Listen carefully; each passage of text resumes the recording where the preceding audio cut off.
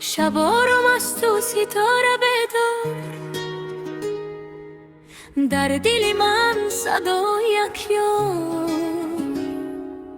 از پس کوی میآید نسیم، میبرد نامی تو نرم نرم. در کوچه های خاموش شهر میجویم آثار قدم های تو. چشمان من سوی راهی دور، انتظار یک سلامی تو.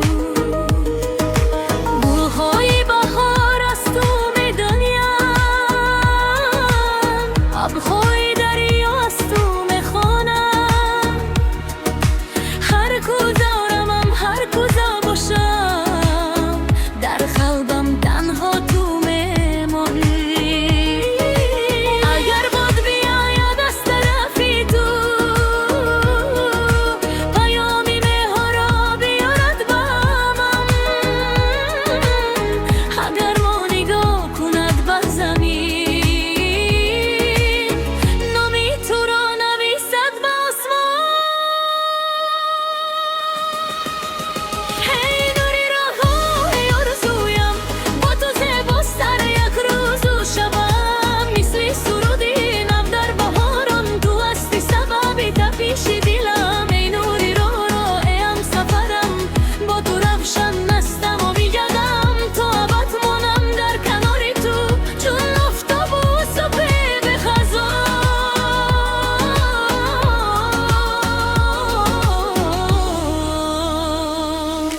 از بدخشان تا صحراهای دور، میرود آواز عشق ما.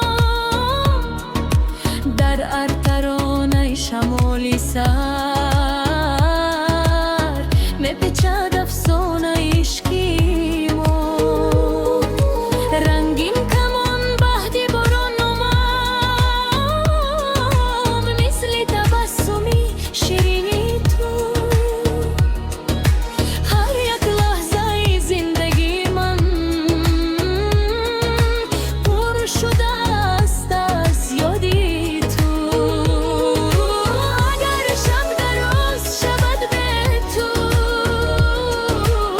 ستاره ها را نشان دهند. اگر دل خسته شود یک دم، نگاری تو جان بخشد. ای نوری راه‌های آرزویم، با تو زیباستر یک روز و شبم. مثل سرودی نو در بهاران، تو هستی سبب تپش دلم. ای نوری راه‌های همسفرم، با تو روشن هستم و میجگم. کمان بادبانم در کنار تو، چون آفتاب و صبح به خزان.